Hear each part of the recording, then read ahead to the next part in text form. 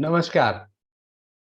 जातक के जीवन में संतान का सुख आकांक्षाओं से भरा एक परिणाम होता है। कई लोगों को समय पर उसके सपने पूरे होते हुए दिखाई देते हैं और संतान सुख मिल जाता है, परंतु बहुत लोगों को प्रतीक्षा और संघर्ष भी करना पड़ता है और कुछ निसंतान भी रहते हैं। आदिकाल से ही संतान को लेकर अनेक प्रकार की ज्योतिषीय घटनाएं और विषय संबंधित कार्य कर रहे हैं। आज भी ऐसी घटनाएं देखने को मिलती हैं जब मेडिकल रूप से डॉक्टर या संबंधित व्यक्ति द्वारा संतान प्राप्ति या संतान सुख नकारात्मक रूप से जातक को बताया जाता है, परंतु ज्योतिषीय घटना गणनाओं में जातक के जीवन में यह सुख दिखाई देता है और नियत समय पर यह प्राप्त भी होता है। ज्योतिष के द्वारा संतान से सुख मिलेगा, संतान का सुख होगा, संतान कितने समय तक जीवित रहेगी, संतान के जन्म के बाद होने वाली घटनाओं को हम किस प्रकार बारीकी से देख सकते हैं। वर्तमान में अनेक दंपति संतान सुख के लिए प्रयासरत रहते हैं। सैरोगेसी, कृत्रिम गर्भाधान, चिकित्सा, उपचार और गोद लेने जैसी प्रक्रिया इसी के तहत आते हैं। आज के समय में गोद लेने का प्रचलन भी बहुत बढ़ गया है, या लिव इन माता पिता से बच्चे पैदा हुए उनके बारे में भी जानकारी आवश्यक होती है। पताकी अरीस चक्र पीआरसी टेक्निक इसी प्रकार का एक ज्योतिषीय माध्यम है जो बीमार स्वस्थ अरिष्ट का समाधान देता है। आज भारत के बहुत से हिस्सों में ज्योतिषी बालारिष्ट या बाल ज्योतिष की गणना करते हैं और इस माध्यम से गणना सटीक भी बैठती है। जातक को संतान का सुख मिलेगा, संतान से सुख मिलेगा, यह एक गहन अध्ययन और जीवंत विषय है। इस विषय पर आज हमारे साथ चर्चा करने के लिए हैं श्रीमती शालिनी धस्माना जी। मैडम का एक लंबा ज्योतिषीय अनुभव रहा है।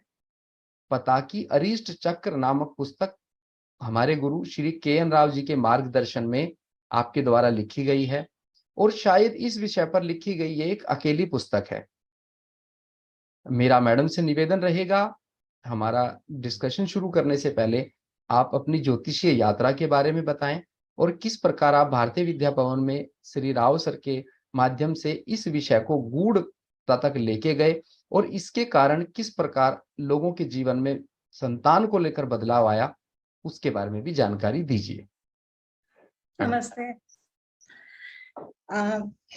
ज्योतिषीय हमारी यात्रा जो शुरू हुई है वो करीब 97-98 में शुरू हुई है। एक बार कुछ मुश्किल समय था, एक किसी पंडित जी के पास हम गए, उन्होंने हमारी कुंडली देखी और उन्होंने जो बोला हमें सच लगा। तो अपनी जिज्ञासा बड़ी हो गई कि भाई ऐसा इन्होंने स्क्वायर में क्या देखा कि इन्होंने सही बताया, और आज हम जानते हैं कि वो जो हमारी कुंडली थी वो गलत थी।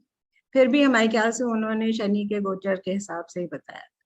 खैर जो भी है, तो हमारी जिज्ञासा तो जग गई। थोड़े दिन किताबें लेके पढ़ा पर इतना समझ में नहीं आया। तो 1998 में हमने भारतीय विद्या भवन ज्वाइन किया है और 1999 में हमने पास आउट किया है। और 1999 में हम अपने गुरु श्री के.एन. राव जी से मिले। मतलब मिले तो पहले भी थे पर उनसे पढ़ाए गए। तो शायद हमारा लास्ट बैच था जो आचार्य में उन्होंने पढ़ाया था। तो उन्होंने हमें जेमिनी और मेदिनी पढ़ाया था। तो that was my beginning of journey with him. और उसके बाद में और हमें स्टेज पर बोलने से बहुत कभी हमने बोला ही नहीं था, तो हमें बहुत डर लगता था। और ये राव साहब के कारण ही और उनकी कोक्सिंग के कारण ही कि फिर हम आगे बढ़ पाए और स्टेज पर भी बोल पाए। तो इसका सारा क्रेडिट सर को जाता है। अब उसके बाद 6 साल हमने राव साहब के साथ रिसर्च में काम किया है और 2007 में फैकल्टी में उन्होंने हमें ले लिया और 2007 से अब तक अभी तक हम पढ़ा रहे हैं। यही ज्योतिष की अपनी यात्रा है और आई होप आगे चलती रहे। बहुत सुंदर मैडम। और संभव ज्योतिष की टीम हमारे साथ श्री धर्मनारायण शर्मा जी हैं और तरुण रोड़े जी हैं। तो इस विषय को लेकर धर्मनारायण शर्मा जी के कुछ विचार हैं, वो आपके साथ साझा करना चाहते हैं और उन विचारों में और आप किस तरह अपने वैल्यू एडिशन कर सकते हैं, अपने इनपुट दे सकते हैं, please Dharmarayan Sharma ji. Thank you Rajiv ji. Ma'am, सबसे पहले आपका बहुत बहुत स्वागत है। आपको अपने साथ देखकर मतलब दिल गदगद हो रहा है। आपसे पढ़े बहुत हैं, आपने बहुत अच्छे से हम सबको एक्सप्लेन किया है। और अब ये हमारा एक प्रयास है मैम, एक डिजिटल आपकी क्लास हम सबके लिए क्रिएट करते हैं फॉर ऑडियंस। तो सबसे पहले आई वुड लाइक, आप जैसे आपने बताया कि आपने चिल्ड्रन एंड मैरिज एंड पता के चक्र के ऊपर आपकी रिसर्च है, तो मैम सबसे पहले बेसिक चीज ही बताइए कि माता पिता की कुंडली में, एक माता पिता या दोनों माता पिता की कुंडली में कैसे देखकर एक प्रॉमिस फॉर द चिल्ड्रन, बच्चों के लिए उसमें क्या पॉसिबिलिटी है, नहीं है या मुश्किल से है, उसके बारे में मैम थोड़ा सा बताएं प्लीज। सबसे पहले तो हम कुंडली की, जैसे हम शुरुआत करते हैं तो कुंडली के लग्न ही देखते हैं। लग्न लग्नेश बली होने चाहिए। और पंचम भाव आपका संतान का भाव है। हमारा कुंडली एनालिसिस का तरीका बड़ा स्ट्रेट टू द पॉइंट है, ज्यादा हम वो नहीं कर पाते हैं। तो पंचम भाव है जो हमारा संतान का भाव है। अब पंचम भाव तो बहुत ही इम्पोर्टेंट भाव है हमारा। हमारे पूर्व पुण्य भी होते हैं उसमें, और क्रिएटिविटी भी होती है। क्रिएटिविटी मतलब कि संतान पैदा करना भी एक ह्यूमन बीइंग का क्रिएशन है। तो इस तरीके से पंचम भाव का रोल इधर आ जाता है। और संतान तो है ही है, विद्या भी आती है, पर लेकिन संतान का ही हमारा विषय है यहाँ पर। इसके अलावा हमारा नवम भाव भी इम्पोर्टेंट हो जाता है, क्योंकि नवम भाव, एक तो भावात भाव हम देखें तो पंचम से पंचम है। दूसरी बात प्रारब्ध का भाव है। प्रारब्ध का भाव है, हमारा भाग्य दिखाता है। और अच्छे भाग्य से ही अच्छी संतान मिलती है। तो इसलिए 5th हाउस 9th हाउस दोनों 1, 5, 9 तीनों त्रिकोण ही आ गए हमारे। ये सब अच्छे बली हैं, सब कुछ है, इनके ऊपर शुभ प्रभाव है। तो हमें संतान और दशाएं सही टाइम पर आ जाए तो हमारे ख्याल से संतान होने में परेशानी नहीं आती है। अब संतान के मामले में एक और चीज है कि कारक कारक एक ही ग्रह है, पुत्र कारक गुरु। तो यही इन सब की स्थिति ठीक होनी चाहिए। अब हम कैसे देखें कि संतान की प्रॉमिस है कि नहीं है। सबसे पहले हम पंचम भाव को देखेंगे, पंचम पंचमेश को देखेंगे लग्न से। उसके बाद में और कारक गुरु की स्थिति देखेंगे। उसके बाद में हम चंद्र से यही सब देखेंगे, पंचम पंचमेश कारक गुरु कैसे बैठे हैं, उनकी स्थिति। और तीसरी बात, हम कारक गुरु को लग्न बना के वहां से 5th हाउस, 5th लॉर्ड और सारी कंडीशन हम देखेंगे। और इसी प्रकार हम नवम को भी देख सकते हैं। तो सबसे पहले ये तो हमने लग्न कुंडली में देखा। और इसी प्रकार हम नवांश कुंडली में भी 5th हाउस 9th हाउस और सारी चीजें हम देख लेंगे। और कुंडली देखने में संतान के मामले में सबसे बड़ी एक बहुत ही इम्पोर्टेंट वर्ग है सप्तांश, जो राशि का 1/7 हिस्सा होता है। और सप्तांश कुंडली हम बनाते हैं, वो पर्टिकुलरली बच्चों के लिए होती है। अब सप्तांश को हम कैसे देखें, तो सबसे पहले वर्ग की लग्न उस मामले के लिए बड़ी इंपॉर्टेंट हो जाती है। तो हम सप्तांश के लग्न को देखेंगे, लग्नेश को देखेंगे, और 5th हाउस 9th हाउस गुरु सबकी स्थिति हम देख लेंगे। अब देखिए, जैसे हम अगर सिस्टमैटिकली चलते हैं तो धीरे धीरे चीजें हम पाते हैं कि कई चीजें रिपीट होने लगती, उससे हमारा क्लैरिटी बनती जाती है। इसके अलावा यदि कोई थोड़ा बहुत प्रॉब्लम है, तब हम 2 पॉइंट्स को कैलकुलेट करते हैं। उसको मेल कुंडली के लिए बीज स्फुट, जो कि गुरु शुक्र और सूर्य के भोगांशों को जोड़ के निकलता है। और लेडी के लिए हम क्षेत्र स्फुट लेते हैं। क्षेत्र स्फुट आपका गुरु, पुत्र कारक गुरु, मंगल और चंद्रमा के भोगांशों को जोड़ के निकालते हैं। तो बीज स्फुट और क्षेत्र स्फुट हमारे मॉडर्न डे अल्ट्रासाउंड स्कैन के बराबर है। जो सीधे सीधे नहीं दिखता है, बीज स्फुट क्षेत्र स्फुट से हमें दिख जाता है। बीज स्फुट क्षेत्र स्फुट को हम लग्न कुंडली से देखेंगे, और नवांश में भी हम देखेंगे, और सप्तांश में भी देखेंगे। जब इतनी एनालिसिस आप कर लेंगे तो आपको किसी किताब की जरूरत नहीं पड़ेगी। आपको अपने आप दिखने लग जाएगा कि उसमें क्या प्रोमिसेस लग रही हैं। जहाँ अगर ये सब दिख रहा है, ठीक दिख रहा है, और दशा सही समय पे आती है, तो संतान होने की संभावना होती है। अगर इनमें कहीं ना कहीं कमी आ गई, थोड़ी बहुत 6-8-12 का संबंध आ गया, ग्रह 6-8-12 में चले गए, या अशुभ प्रभाव में चले गए, राहु केतु एक्सिस में चले गए, या शनि मंगल के उसमें आ जाए, तब जाके प्रॉब्लम्स शुरू होती हैं। फिर भी अगर कहीं ना कहीं से एक अच्छे से गुरु का एस्पेक्ट आ रहा है कहीं ना कहीं, तो आज न कल बच्चा हो ही जाता है। हो सकता है उपाय करने पड़े। तो ये ब्रीफली, वेरी ब्रीफली, अब आगे आप पूछेंगे तो फिर हम सवाल के जवाब देते हैं। This is very good. एक बेसिक जो आदमी को प्रॉमिस देखना है बच्चों के लिए, कैसे आपने बताया। इसके अलावा मैम, बच्चों की वेलबींग, बच्चों की हेल्थ और बच्चे का कैरियर या लाइफ में आगे कैसा रहेगा, ये माता पिता की कुंडली से भी देखा जा सकता है। बिफोर बच्चा होने के बाद तो हो सकता है उसकी कुंडली से जजमेंट मिल जाए कि उसकी हेल्थ कैसी रहेगी और उसका कैरियर कैसा रहेगा, उसकी लाइफ। माता पिता, बच्चा होगा तो कैसा होगा या उसकी हेल्थ कैसी रहेगी, ये माता पिता की कुंडली से कैसे जानेंगे मैम? ये माता पिता की कुंडली से वही 5th हाउस, 5th लॉर्ड वगैरह, यही सब देख के हमें, जब अगर देखिए, ये थोड़ा सा इनडायरेक्ट मेथड है बच्चे की माता पिता की कुंडली से बच्चे के बारे में देखना है। तो हम पंचम भाव को लग्न बना लेंगे और उससे पूरी कुंडली हम घुमा सकते हैं। जैसे बच्चे के प्रोफेशन के बारे में अगर हमें जानना है तो पंचम से दशम भाव आप कुंडली का द्वितीय भाव हो जाएगा, तो उसके प्रोफेशन के बारे में कुछ आइडिया लग सकता है। पंचम से पंचम आप उसकी विद्या के भी बारे में कुछ हमें इनडायरेक्टली पता लग सकता है। विद्या के बारे में 9th हाउस से हम देख सकते हैं, और बच्चे के विवाह के बारे में हम पंचम से सप्तम भाव को भी देख सकते हैं। इस प्रकार से हम अलग अलग एरियाज के बारे में, और उसकी हेल्थ वगैरह तो मेनली 5th हाउस से ही होगी। 5th हाउस से हम देखेंगे कि कैसी सिचुएशन दिख रही है।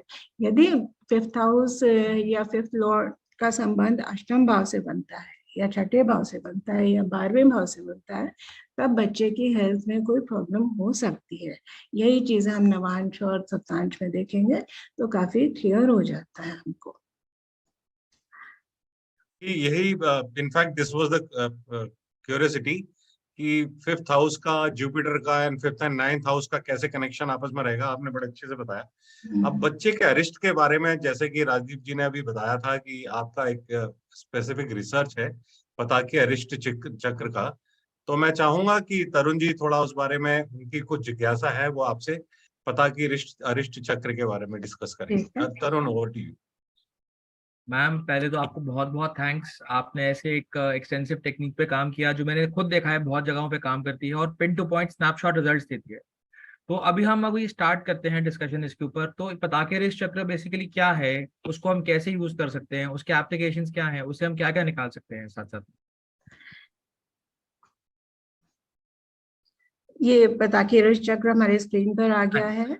पताके अरिष्ट चक्र का यूज मेनली है कि बच्चा कोई यदि बीमार है या कोई कष्ट से गुजर रहा है या कोई एक्सीडेंट हुआ है, तो उसमें उसके बचाव के क्या इंडिकेशंस हैं, और टाइमिंग भी हमें इससे पता लगता है कि किस वर्ष में उसको कष्ट आएगा या किस समय उसको कष्ट आएगा और कब उसकी रिकवरी हो सकती है।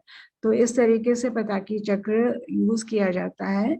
ये एक रेयर टेक्निक है जो पहले हिली एरियाज में, गढ़वाल, कुमाऊं, असम, बंगाल में भी होता था और कुछ साउथ इंडियन स्टेट्स में होता था। और ये टेक्निक हम ये कह सकते हैं कि हमारे गुरु के.एन. राव जी की one of the his favourite techniques. तो उन्होंने ही हम लोग को सिखाया है, रिसर्च क्लास में उन्होंने हमें सिखाया था। तो इसका मेन यूज बच्चे के लिए अरिष्ट का समय निकालना और होना, और कब उसमें बचाव है कि नहीं है ये देखना, ये इसका असली यूज होता है। अब थोड़ा सा हम चक्र को डिस्क्राइब कर लें। हाँ जी मैम, थोड़ा बताइए इसमें कैसे इसको यूज कर सकते हैं। हाँ, इसको पहले चक्र का थोड़ा कंस्ट्रक्शन, थोड़े क्या चीज है ये हम बता देते हैं, फिर अब उसको यूज करना बता देते हैं। देखिए, चक्र ये 18 लाइनों का चक्र होता है। 18 लाइन से पहले 3 लाइन हम बनाते हैं लंबी, और 3 हम उसकी आड़ी लाइनें बना देते हैं। और फिर हम साइड से इन्हें जोड़ने जाते हैं, जोड़ने लगते हैं। तो इसमें टोटल 18 लाइनें बनती हैं। इसमें 12 राशियां होती हैं। सबसे ऊपर मेष, वृष, मिथुन लिखी हुई है और बाकी राशियां एंटी क्लॉकवाइज मैनर में लिखी रहती हैं। और मेष, वृष, मिथुन के ऊपर छोटी छोटी पताकियां बनी होती है, जो भी उसका नाम पताकी चक्र है, पताकी रिष्ट चक्र है। अब आप देखेंगे इन राशियों के पास कुछ नंबर N और Y लिखा है। तो ये नंबर, कुछ नंबर्स होते हैं और कुछ वर्ष लिखे होते हैं। ये मेष, वृष, मिथुन के नंबर्स नहीं है, हम कंफ्यूज ना हो। ये पताकी रिष्ट चक्र के ही नंबर्स होते हैं। जैसे मेष का नंबर 1 है, पर यहाँ 10 लिखा हुआ है, पर मेष का नंबर 10 नहीं होता, 1 ही रहता है। लेकिन ये नंबर्स और ईयर्स टाइमिंग के लिए होते हैं। अब पताकी रिष्ट चक्र का एक और बात होती है, वेद जैसे एक हर राशि से एनर्जी निकलती है। ये एनर्जी शुभ भी हो सकती है, अच्छी भी हो सकती है और खराब भी हो सकती है, डिपेंडिंग कि कौन बैठा है वहां पर। जो ग्रह बैठा वही वेद देगा। तो राशि से अगर वेद निकलता है तो जहां ग्रह बैठा होता है उसे हम कहते हैं लग्न वेद। ये कुंडली की लग्न का वेद नहीं है, यह राशि से वेद निकल रहा है। तो यह जहाँ ग्रह बैठा होता है सबसे ज्यादा प्रभाव वहां डालता है। सामने एक वेद जाता है, उसको हम कहते हैं सम्मुख वेद। सामने वाला वेद, सामने जो एनर्जी जाएगी उसको सम्मुख वेद कहते हैं। जो बाईं तरफ लेफ्ट में एनर्जी जाएगी उसको हम कहते हैं वाम वेद। वाम वेद लेफ्ट में जाता है और राइट में जो एनर्जी जाती है वह दक्षिण वेद कहलाती है। तो इस प्रकार से ये 3 तरफ हर राशि से एनर्जी निकलती है। अब चक्र अपने आप कोई मीनिंग नहीं है। बच्चे का, जिस बच्चे की हमें कुंडली देखनी है उसके कुंडली को हम चक्र पर सुपर इम्पोज करते हैं।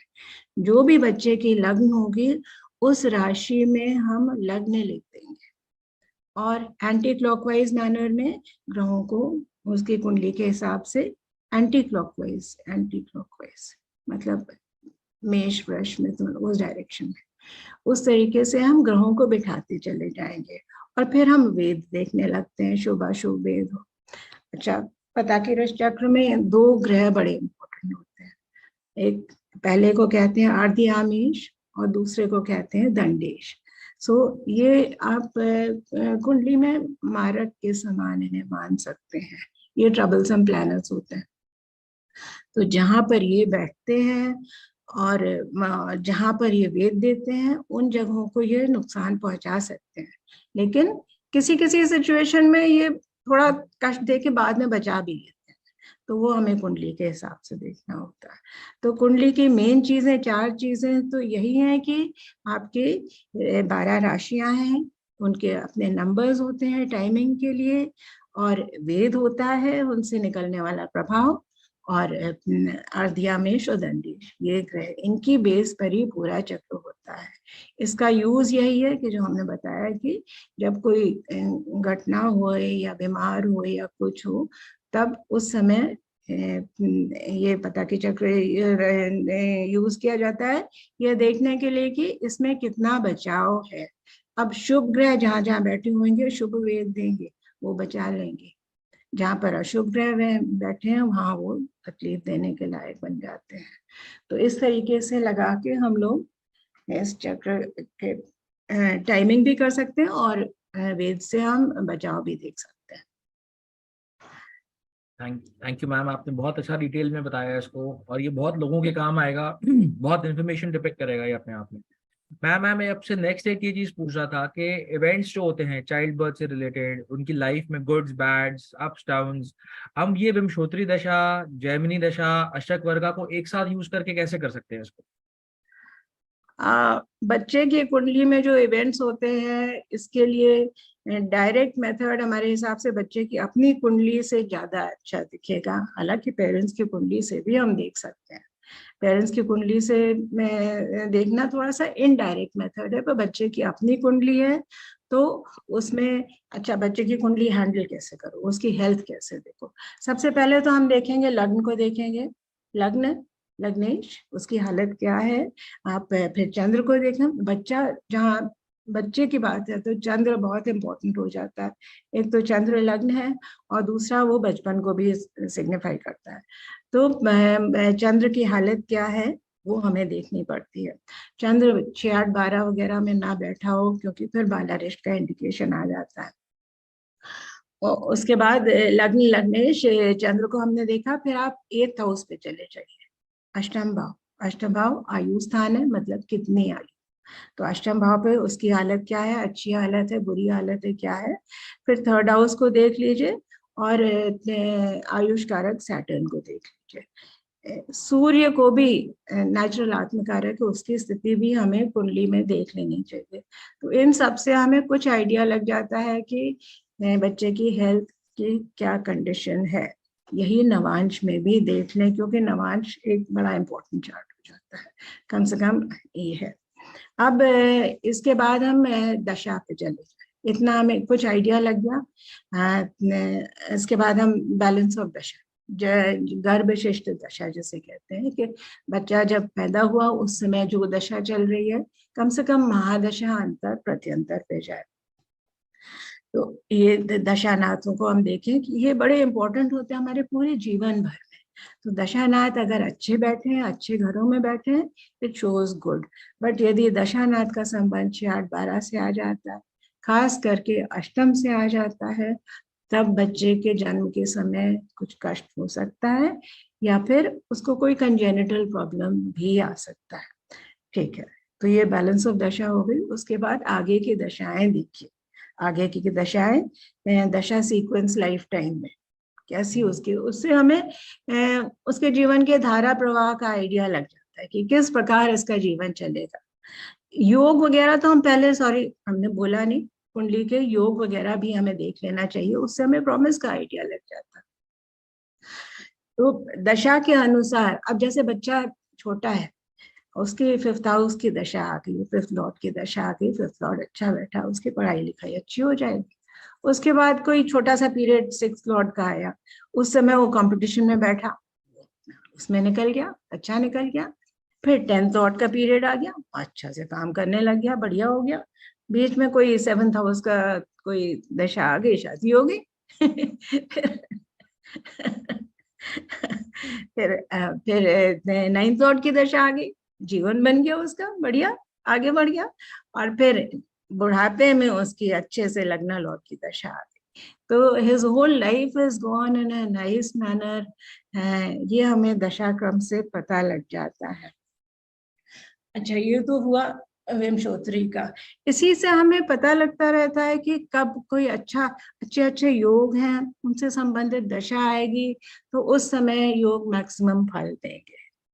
6, 8, 12 की दशा जब आ जाएगी तब थोड़ा सा कष्ट की संभावना बन जाती है। प्लस हमें शनि का गोचर और दूसरे इंपॉर्टेंट ग्रहों का गोचर भी ध्यान में रखना चाहिए। इस प्रकार उसके लाइफ के गुड बैड इवेंट्स का हमें कुछ आइडिया लगता है। अब जेमिनी में अगर हम देखें, जेमिनी दशा कोई आई, अच्छा दशा जेमिनी में एक तो कारकांश लग्न बड़ी इंपॉर्टेंट हो जाती है, दूसरी पद लग्न बड़ी इंपॉर्टेंट हो जाती है, और जेमिनी के कारक होते हैं। जो 0 से 30 डिग्री के बीच में सबसे ज्यादा डिग्री वाला प्लैनेट होता है वो आत्मकारक होता है। आत्मकारक लग्नेश के समान एक तरीके से होता है। तो बड़ा जेमिनी सूत्र में भी बहुत सारे सूत्र तो आत्मकारक और कारकांश पर ही बने हुए। तो atmakaraka is a very very important planet, और उसकी स्थिति कहाँ पर बैठा है वो सब हम देखते हैं। अब जेमिनी में कब अच्छी कारक आप लोग सब जानते हैं ना, आत्मकारक, अमात्यकारक, भ्रातकारक, मातृकारक, पुत्रकारक और ज्ञातिकारक, और लास्ट है दारा कारक।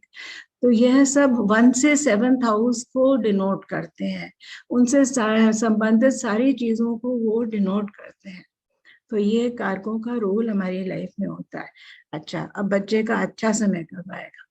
जैसे कि आपकी राशि दशा चल रही है, वह कारकांड से 10th हाउस की राशि दशा चल रही है। राशि दशा को यदि हम लग्न बनाएं और वहां से फिर से जैसे 10th हाउस देखें, तो उसमें आबादी कारक बैठा है, उस समय नेचुरली वो प्रोफेशन से उससे संबंधित अच्छा काम करेगा, अच्छा आएगा। अगर सपोज राशि दशा में दारा कारक बैठा है, उस समय हो सकता है शादी हो जाए, या राशि दशा से 7th हाउस में दारा कारक बैठा है, उस समय हो सकता है शादी हो जाए। पुत्र कारक बैठा है राशि दशा में, हो सकता है संतान आने का टाइम हो गया, या पुत्र या राशि दशा से पंचम में पुत्र कारक बैठा है, तब भी हो सकता है संतान हो जाए। संतान हमारा टॉपिक था। तो इन दशाओं में ये सब हो सकता है। लेकिन यदि राशि दशा में आपका ज्ञाति कारक आके बैठ गया, या राशि दशा से 6ठे या 8वें में ज्ञाति कारक आके बैठ गया, तब उस समय आपके कुछ किसी प्रकार का कष्ट या कुछ कंपटीशन या इलनेस या एक्सीडेंट या कुछ हो सकते हैं। तो इस प्रकार से मोटे मोटे तौर पे हम राशि दशा को लग्न बना के उससे देखेंगे कारक कहाँ कहाँ गए। और सबसे बड़ी बात है कि कोई भी दशा हो, चाहे विंशोत्तरी हो, चाहे योगिनी हो, चाहे आपकी चर दशा हो, मंडूक दशा हो, कोई भी दशा हो, उसको जातक की एज के हिसाब से देखना चाहिए। किस उम्र के बच्चे के, किस उम्र के ह्यूमन बीइंग की किस स्टेज में वो दशा आ रही है, उससे बहुत अच्छा पता लग जाता है। मैम आपने बहुत अच्छी तरीके से बताया। इतने सारी इसके ऊपर अप्रोचेस हैं, आपने सबको कंसाइज कर दिया, एक साथ आपने सबको एक ब्रीफली बताया आपने। दूसरा मैम एक मैं पूछा था D7 सप्तांश चार्ट से हम timing of events, timing of good times, bad times कैसे हम एनुमरेट कर सकते हैं, कैसे उसको हम यूज कर सकते हैं सप्तांश को? देखिए सप्तांश से टाइमिंग ऑफ इवेंट्स पे हमने तो खुद ज्यादा काम नहीं किया है इस पे, लेकिन हम सोच सकते हैं कि सप्तांश को संतान के लिए देखा जाए। सप्तांश के जैसे कि 6, 8, 12 की दशा होगी, उस ग्रह की दशा होगी, तो शायद उसके लिए कष्ट का टाइम हो, या फिर सप्तांश की अगर पंचमेश की दशा है तब फिर अच्छा हो, नवमेश की दशा हो, लेकिन सप्तांश से टाइमिंग ऑफ इवेंट्स हमने खुद नहीं किया।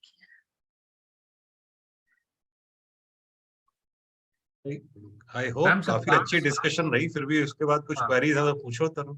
हाँ, जैसे सप्तांश से टाइमिंग ऑफ इवेंट्स हमने खुद नहीं किया। I don't. ठीक है मैम, जैसे सप्तांश से हम और क्या क्या चीजें और क्या क्या डिटेल्स निकाल सकते हैं, और क्या हम प्रिसाइज डिटेल्स निकाल सकते हैं, डीप डिटेल्स निकाल सकते हैं, वो और किस तरीके से यूज कर सकते हैं सप्तांश को? बहुत लोग इसको भी जानना चाहते थे। सप्तांश से कभी कभी बर्थ टाइम रेक्टिफिकेशन राव साहब करते रहते थे। अब एग्जैक्टली उसका क्या तरीका था, पर सप्तांश से हाँ, सप्तांश से बर्थ टाइम रेक्टिफिकेशन, जैसे कि कुंडली के लग्न की डिग्री अगर चेंज करते जाएं और एक सप्तांश में आ गई वो लग्न, और वो से जातक के लाइफ से कोऑर्डिनेट हो रहा है, बच्चों के बारे में अच्छा दिख रहा है, ठीक दिख रहा है, तो वो लग्न के करेक्शन में उन्हें हमारे ख्याल से यूज करते थे। ये सप्तांश का एक यूज है, एक यूज जो हम सोचते हैं कि जो कॉमन यूज नहीं है। बाकी सप्तांश तो ज्यादातर बच्चे के लिए ही, बर्थ वगैरह के लिए, और बच्चे का अगर कोई कष्ट हो, बच्चे का अच्छा टाइम हो, तो सप्तांश को हम यूज करके देख सकते हैं। पर हम तो समझते हैं कि जो D1 है, मेन प्रॉमिस वहीं से आएगी। ये जो वर्ग है वो अप डाउन बताएंगे, कितना ज्यादा या कम या कुछ है, तो मेन प्रॉमिस पहले D1 से आए, और फिर उसके बाद उसका ग्रेडेशन हम सप्तांश वगैरह में देख सकते हैं। That is my thinking. बहुत आपने डिटेल में बताया मैम इसको, इसके वो यूजेस जो बहुत कम लोग बर्थ टाइम रेक्टिफिकेशन तो yes I know sir used it. Okay, thanks ma'am. ये थे मेरे क्वेश्चंस, आपने बहुत अच्छी तरीके से बहुत डिटेल्ड में बताया इसको। Thanks ma'am, thank you for this informative session. Off to Rajdeep.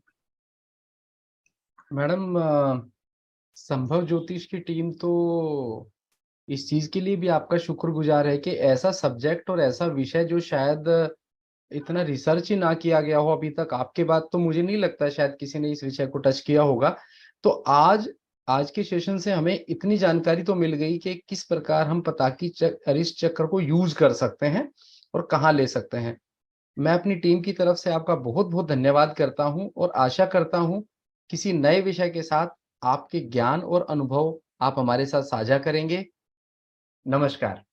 नमस्ते। नमस्कार मैम, बहुत जल्दी दोबारा मिलेंगे। नमस्कार। Thanks ma'am. You do